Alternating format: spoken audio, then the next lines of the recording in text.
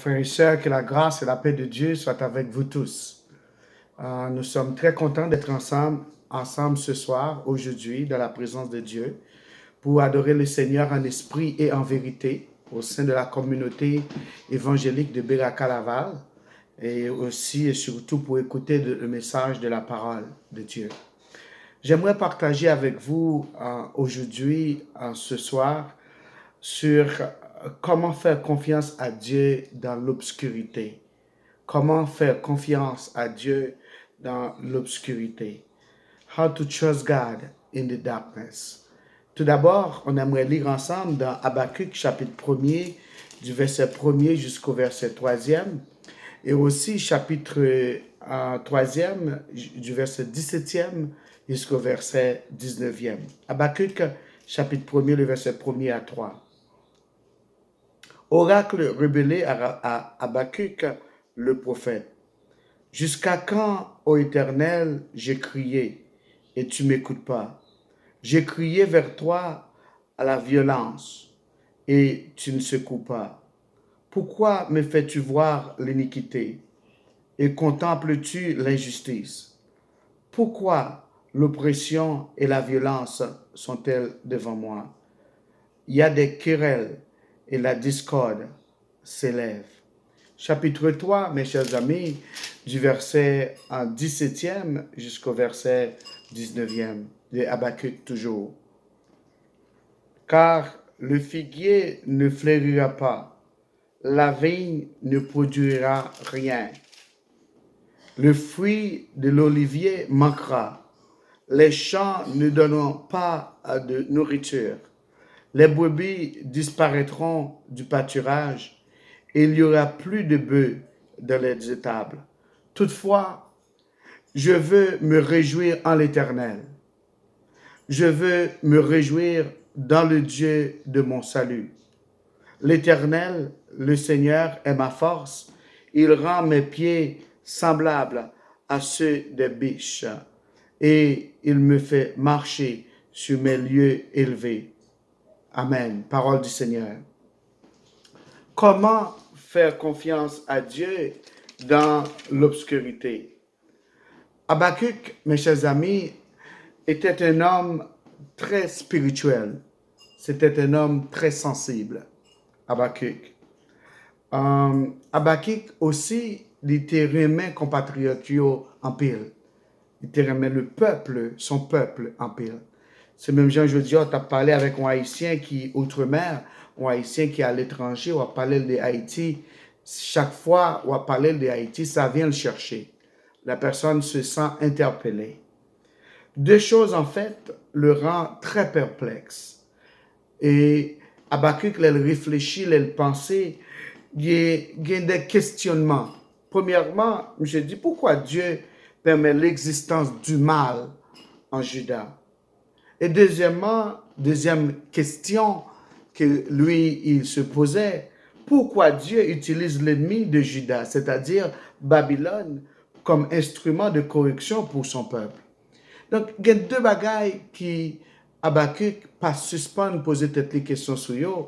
Premièrement, pour qui ça, bon Dieu, permet le mal autour de son peuple, chez son peuple?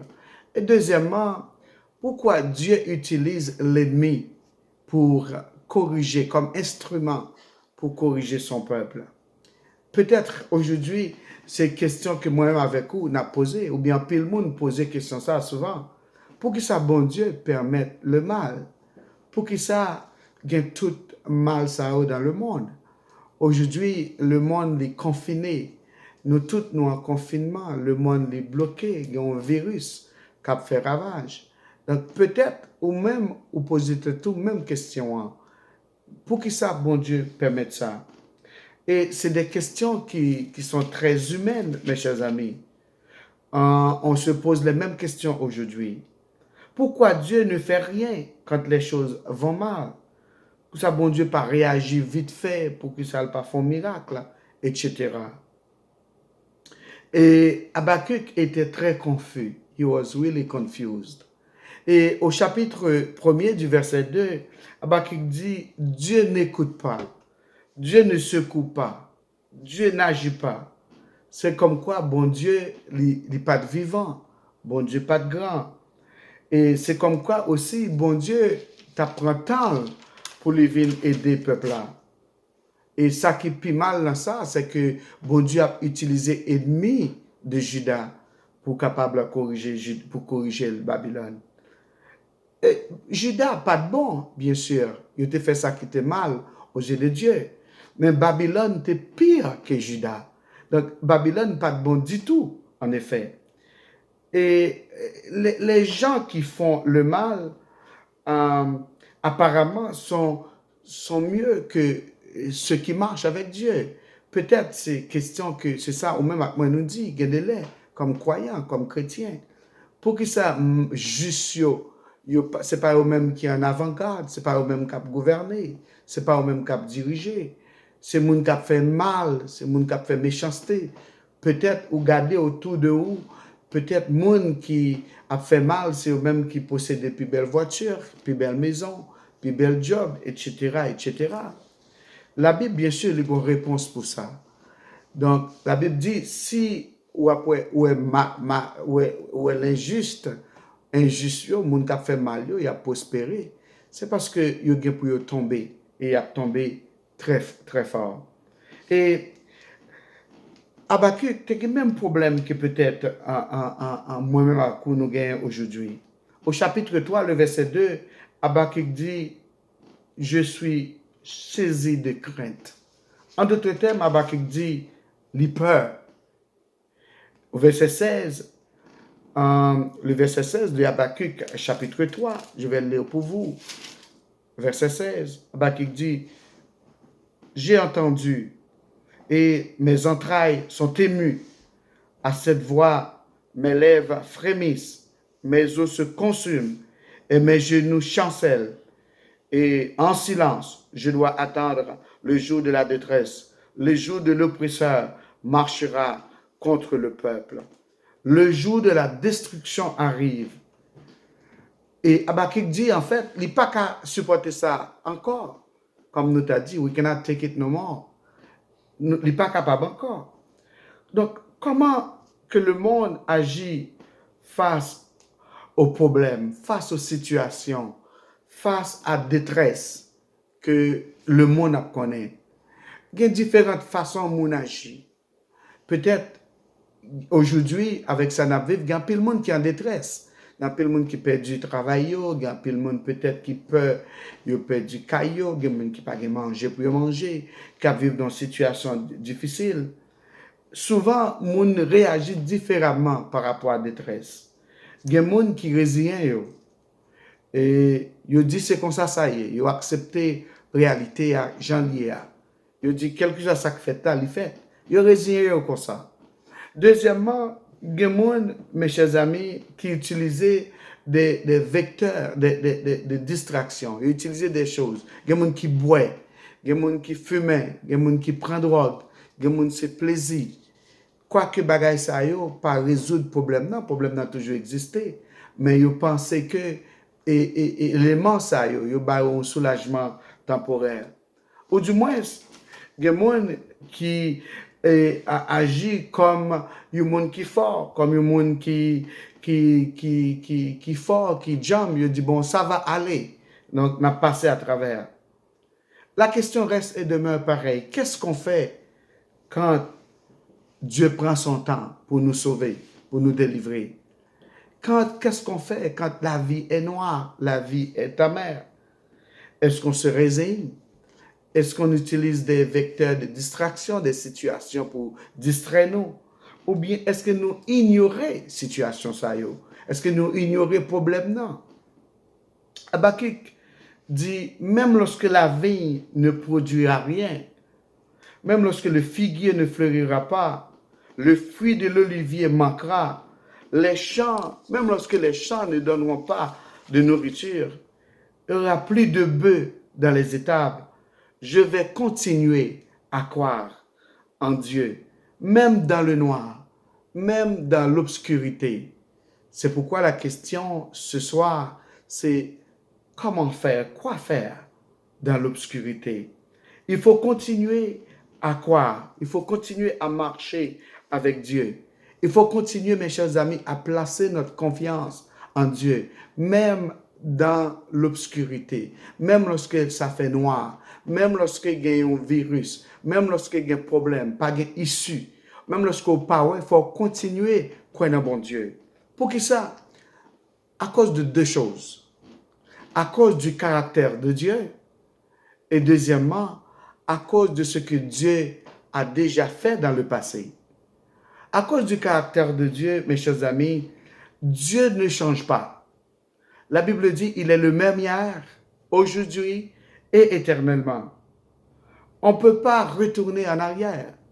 Dieu ne change pas. La foi de croire en Dieu, mes chers amis, même lorsque ne marche pas, ça ne marche pas, même lorsqu'il y a du confinement, il y a des virus, il y a des situations difficiles, c'est des pas vers l'avenir. Donc, même dans le noir, même dans l'obscurité, même lorsque vous êtes bloqué à gauche et à droite, mes chers amis, il ne faut pas sortir, il faut continuer à croire en Dieu. Il faut placer sa confiance en Dieu. Pourquoi? Parce que Dieu, à cause de son caractère, à cause de ce qu'il est, il est le souverain, il est le Dieu des dieux. Dieu ne change pas. La Bible dit, Dieu n'est pas un homme pour mentir, ni le Fils de l'homme pour se repentir. Donc, à cause de son caractère, Dieu dit, je suis avec vous tous les jours. Donc, Jésus est toujours avec nous à cause de son pouvoir, à cause de ce qu'il est. Il est souverain. Il est placé au-dessus de tout. Il regarde.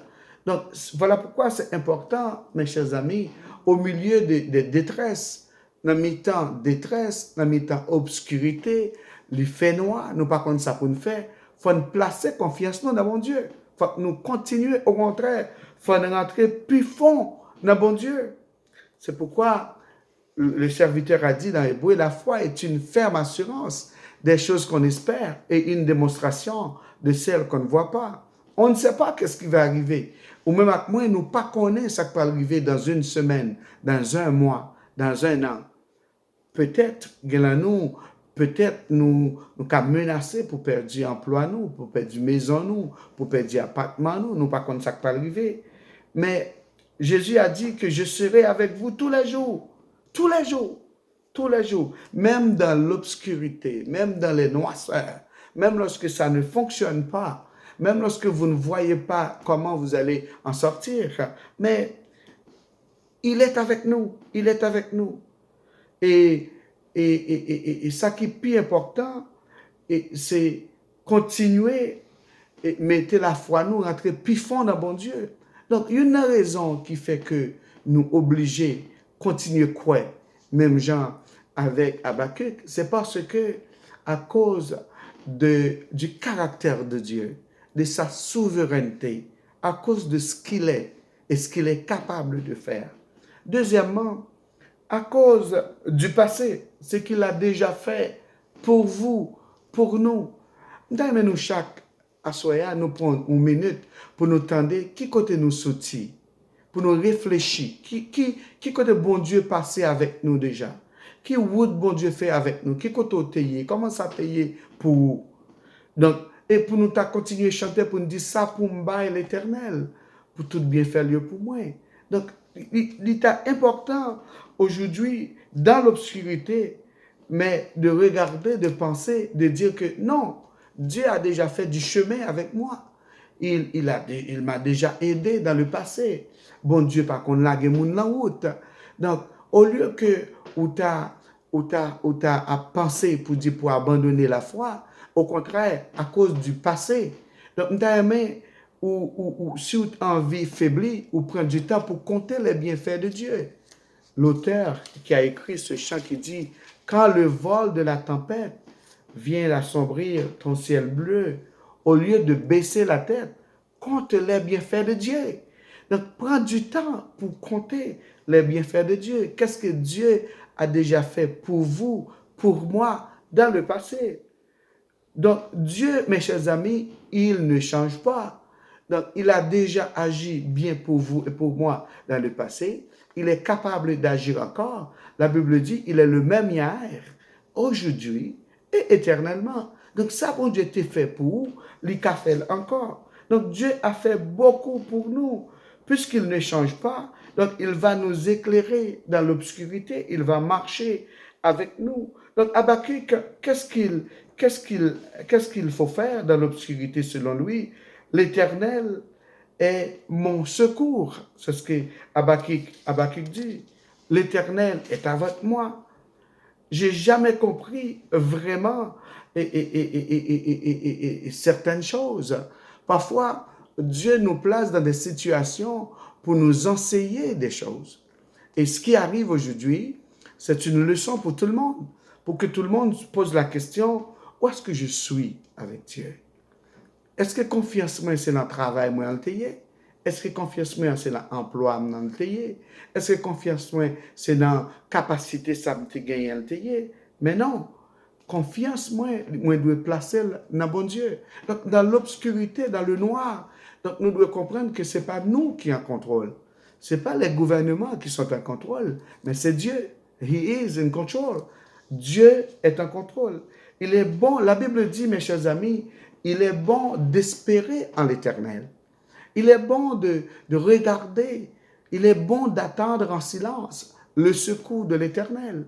Comment Dieu va agir, comment Dieu va intervenir. Le verset 19 donne des mises en garde. Le verset 19 dit, malheur à celui qui tourne vers d'autres dieux, vers d'autres solutions, vers d'autres alternatives. L'Éternel est là. L'Éternel, le texte dit l'Éternel est dans le temple. Aujourd'hui, le temple, c'est chez vous. L'Église, c'est vous et moi. Donc, l'Église, c'est plus un endroit où on se rencontre, mes chers amis, aujourd'hui. Au contraire, l'Église, c'est la caillou. L'Église, c'est la caille. Donc, l'Éternel, la Bible dit, Habakkuk dit, l'Éternel est dans le temple. Pour vous et pour moi qui sommes en confinement aujourd'hui, bon, l'Éternel est chez nous. L'Éternel est avec nous. L'Éternel est tout près de nous. Donc, il faut ne pas abandonner, ne pas quitter sa tombée. Pourquoi? Parce que Dieu est avec nous. Donc, Dieu est avec nous dans l'obscurité, dans l'incertitude, dans le confinement, avec la maladie, avec tout ce qui se passe. Dieu est avec nous. Donc, que faire? Toutefois, Habakkuk dit au verset 18 du chapitre 3, toutefois, néanmoins, cependant, however, Habakkuk dit, je veux me réjouir en l'Éternel. Je veux me réjouir dans le Dieu de mon salut. Éternel, le Seigneur qui est ma force. Dans le temple, dans votre maison, chez vous, qu'est-ce qu'on fait? Selon Habakkuk, il faut louer l'Éternel. Dans l'obscurité, dans la maladie, dans le questionnement, avec le coronavirus, avec tout ce qu'on vit, on traverse aujourd'hui, il faut, Habakkuk dit, non seulement il faut agir par la foi à cause du caractère de Dieu, à cause de ce qu'il a déjà fait pour nous dans le passé, mais aussi il faut louer Dieu. Peut-être ce soir, vous me dites, mon frère, comment je vais être capable de continuer avec tout ce qui se passe? Puisque je ne peux pas louer Dieu en tout temps dans la maison. Je ne peux pas faire ça. Comment tu veux que je continue, que j'avance? J'ai toujours des questionnements. Il y a de l'incertitude encore par rapport à l'avenir. Qu'est-ce qui va arriver avec les enfants? Est-ce qu'ils vont être capables de retourner à l'école? Est-ce que je vais être capable de retourner au travail? Dieu ne me répond pas toujours. Peut-être c'est ce que vous me dites. Pierre voulait marcher sur l'eau, mes chers amis, mais il n'avait pas le choix de sortir du bateau. Tout allait bien, jusqu'à ce qu'il commença à regarder sur lui-même. Sur lui-même, tout allait bien. Pierre, il regardait Jésus, il a avancé, il a marché sur l'eau. Donc, immédiatement, il commençait à penser à lui-même, qui s'alliait, pécheur qu'il est. Là, il commençait à effondrer. Là, il commençait à couler. Donc, maintenant, à soya, je me dis, pas garder sous. Pas garder sous tête. Pas garder sous qui est souillé. Gardez sur l'Éternel. L'Éternel est capable de tout faire. Donc, immédiatement, vous commencez à garder sous tête. Qui est souillé? Qui péché ou fait? Qui mal ou fait peut-être? Ou bien on dit, donc, ou à couler.